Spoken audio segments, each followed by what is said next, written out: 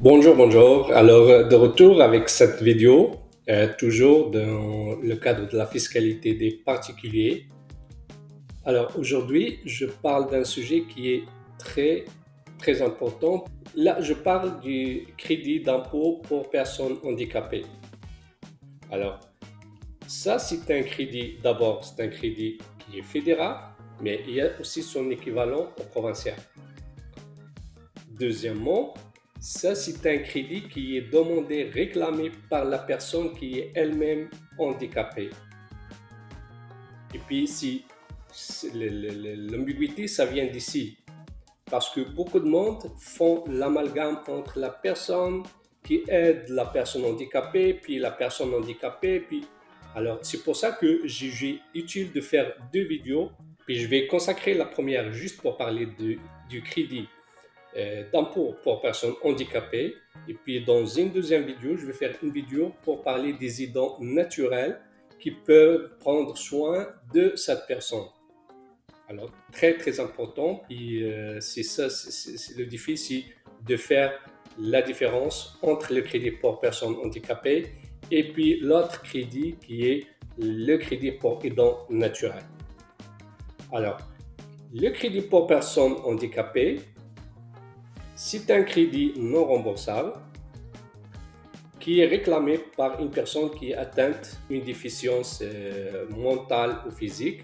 Donc, quelqu'un qui pense qu'il a droit à ce crédit, ça ne sert à rien de voir s'il est qualifié ou pas qualifié parce qu'il y a beaucoup de critères que, sincèrement, qui sont très, très, très difficiles à comprendre et appliquer.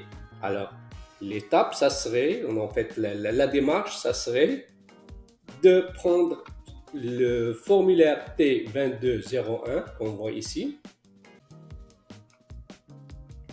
On le voit ici, T2201. Ça s'appelle certificat pour le crédit d'impôt pour personnes handicapées. Et puis le remettre à son médecin traitant, mais pas obligé que ce soit un médecin, donc un professionnel. Donc un professionnel, lui, il va prendre la peine de remplir tout le formulaire, puis il signe, puis la personne handicapée, il n'a juste à transmettre, il n'a qu'à transmettre le formulaire à l'Agence de revenus du Canada. Alors, on a un autre formulaire équivalent qu'on peut transmettre à l'Agence de revenus Québec. Lui, ça s'appelle attestation de déficience. Mais sincèrement, du moment que si on a l'accord, l'acceptation du fédéral, ben c'est automatiquement, on va avoir l'accord du provincial. Ça va automatique. La seule différence ici au Québec, là, on l'appelle attestation de défiance, donc on le voit ici. Alors là, le professionnel, en l'occurrence le médecin qui remplit celle du provincial, regardez ici, là. Alors, ce qui concerne la personne handicapée, c'est uniquement la partie 1, 2, 3 et 4. C'est juste ça. Pas besoin de remplir la partie 5. La partie 5, on la remplit. Puis je vais vous l'expliquer dans la deuxième, la prochaine vidéo. Parce que la partie 5, là, mais quand même, je vais jeter un coup d'œil ici. Regardez ici, qu'est-ce que ça dit, la partie 5. Si le médecin l'a rempli, c'est pour dire que cette personne, il est incapable de vivre seul, il a besoin d'assistance. Alors ça, mais ça vraiment, c'est pas utile pour la personne qui demande le crédit. Ben, il est utile pour quelqu'un d'autre. Donc, on va la voir dans la prochaine vidéo.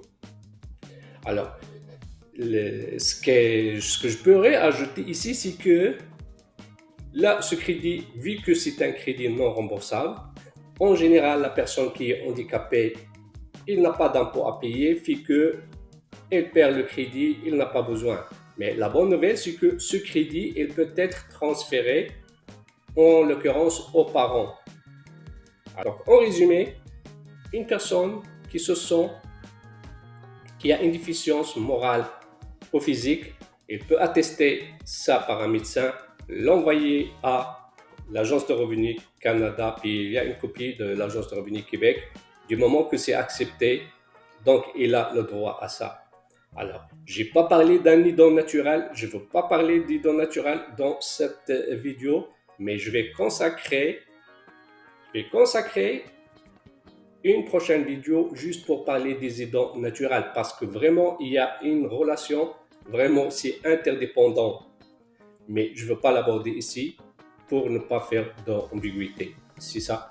C'est à quoi ça sert d'avoir une attestation de déficience. En général, entre mari et femme, entre père et fils, c'est toujours utile. Alors, c'est ça. Donc, c'était une vidéo très courte. Si vous avez aimé le contenu, n'hésitez pas à aimer la vidéo. Et puis, si vous avez aimé le contenu global de la chaîne, n'hésitez pas à s'abonner. Puis, n'hésitez pas aussi à faire le quiz. Ça va vous permettre de valider quelques connaissances qui concernent le crédit d'impôt pour personnes handicapées. Et puis, je vous donne rendez-vous dans une prochaine vidéo qui va être plus, je dirais, importante parce qu'il va toucher les idoles naturelles.